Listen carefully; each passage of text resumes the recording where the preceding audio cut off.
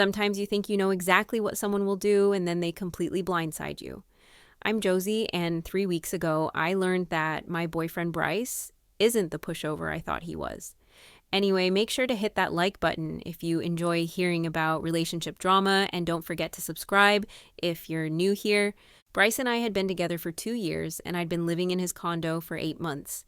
He worked some corporate job that kept him busy 50 hours a week, which worked for me because I had my own life to manage. The arrangement was perfect. I got to save money for my business venture while he handled the mortgage and most of the bills. I mean, he offered, and I wasn't going to turn down free rent. Everything was smooth until my sister Natalie moved back to town 6 months ago with her 3 kids. Emma's 7, Olivia's 5, and Hannah's 3, and let me tell you, they're a handful.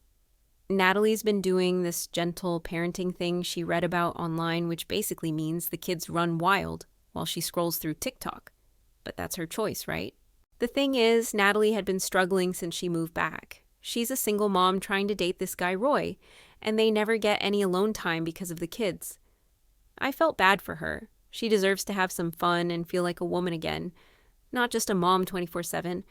Roy seemed decent enough, and he was clearly serious about her, but 3 kids can put a strain on any new relationship.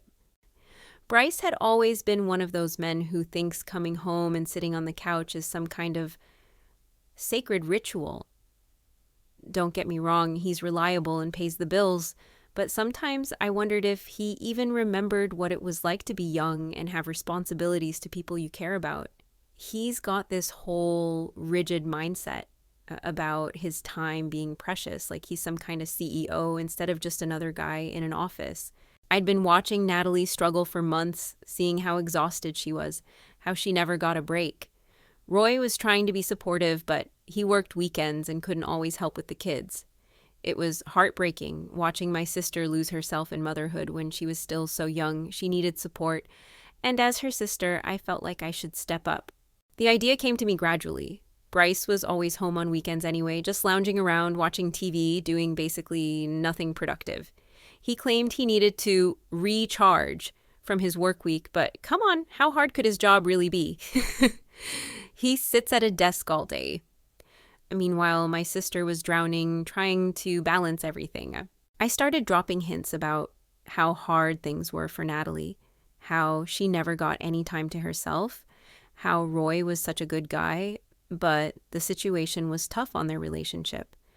Bryce would nod along, make sympathetic noises, but never offered any real solutions. That's just like him. All sympathy, no action. The more I thought about it, the more it made sense. We were practically family at this point. 2 years together, living together. That meant something.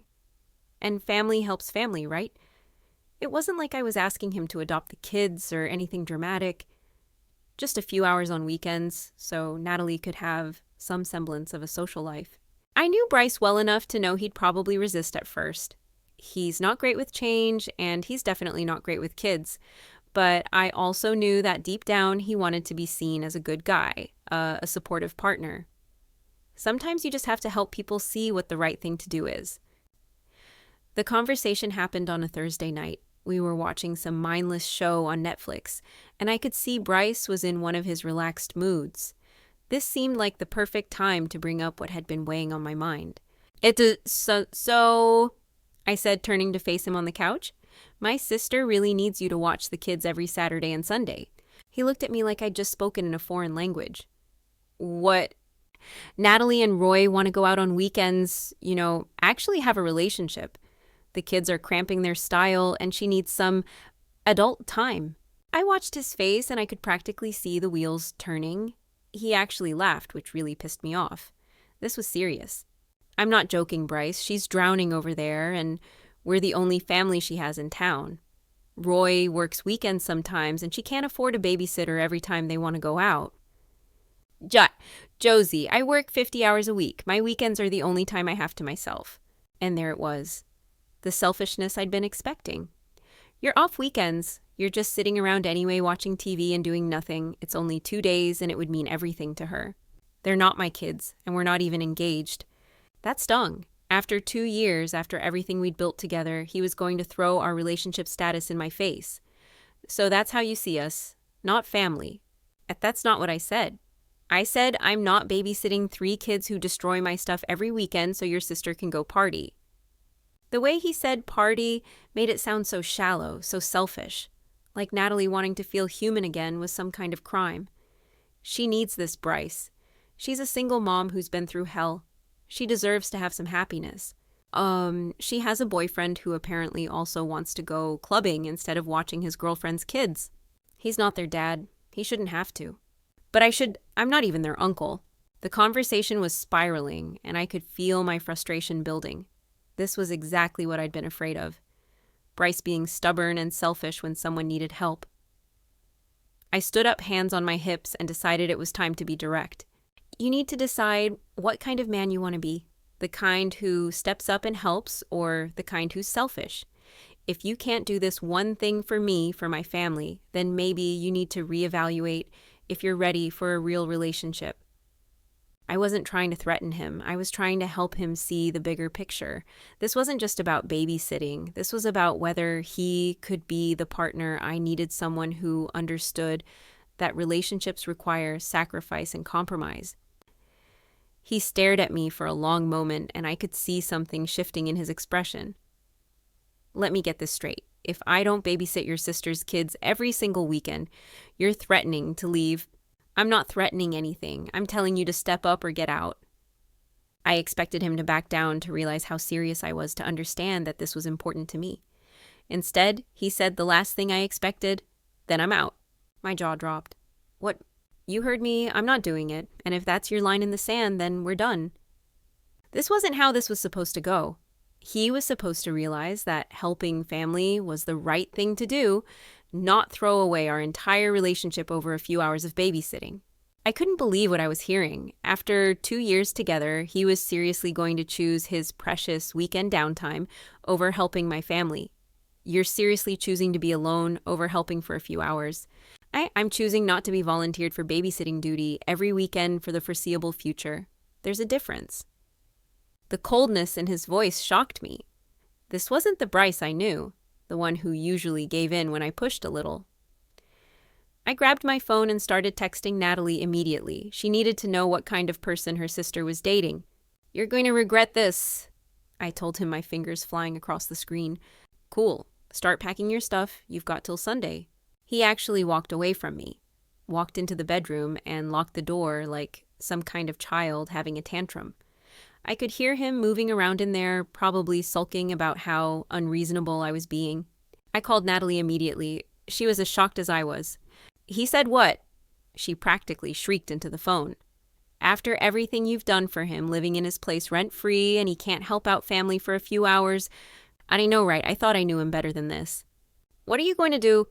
I don't know. Maybe he'll cool off overnight and realize he's being ridiculous. But Friday morning proved me wrong. I was getting ready to leave when Natalie showed up at the door with all 3 kids in tow. She looked frazzled, and the kids were already bouncing off the walls. Roy and I need to look at apartments today, she said, trying to wrangle Hannah while Emma ran toward the living room. Can you watch them? Natalie, Bryce and I had a fight. This probably isn't the best time. Come on, Josie, it's just for a few hours. He'll get over it. Before I could stop her, she was already heading back to her car, calling over her shoulder that she'd be back by dinner. I stood there with 3 kids staring up at me, realizing I was about to be late for work. That's when Bryce emerged from the bedroom, dressed and ready to leave. He took one look at the situation, and his expression went completely stone cold. Nope, he said, grabbing his keys. Not happening. Bryce, please. She's already gone. I can't just leave them here. Watch me. And he did. He actually left me standing there with 3 kids, knowing I had to get to work. Emma immediately started jumping on his couch.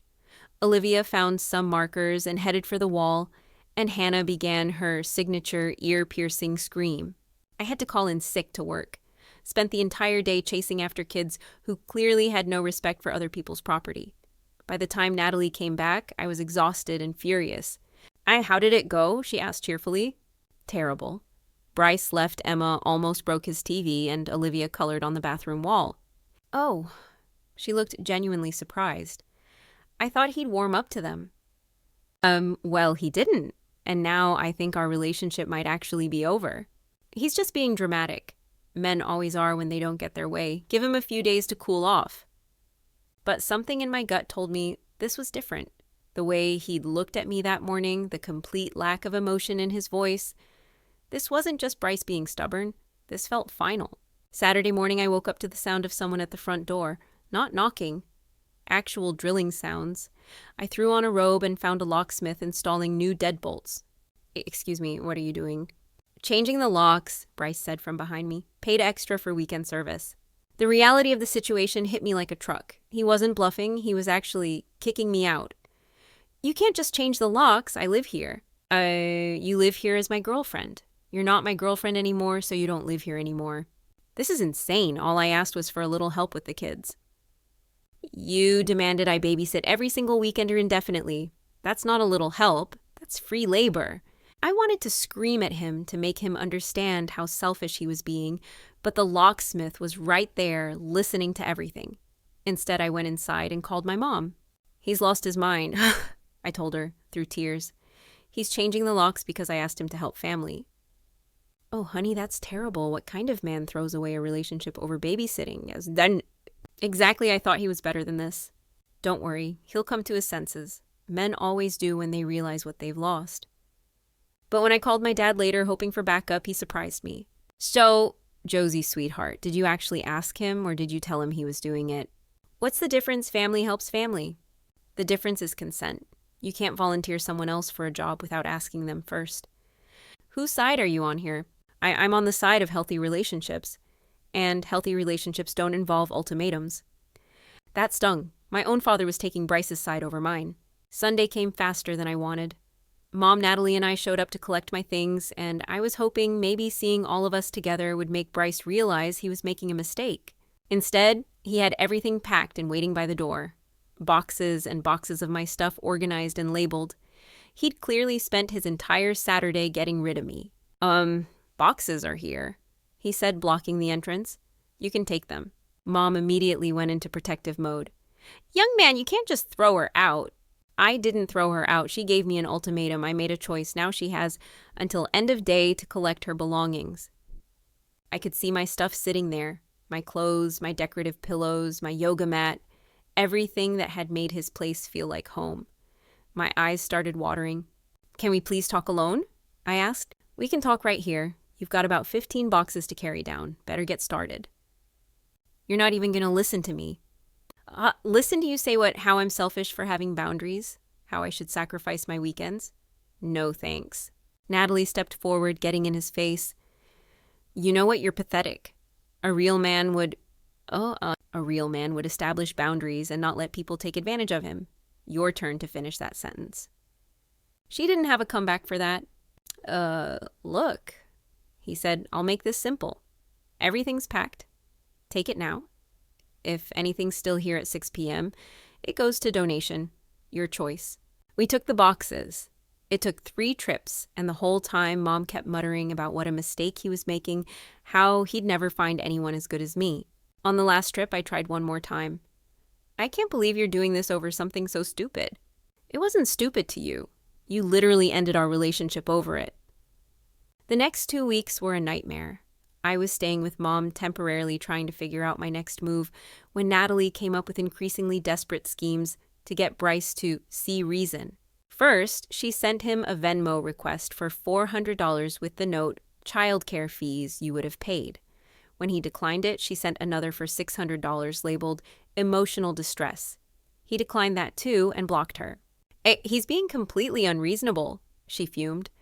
We're just trying to make him understand the consequences of his selfishness.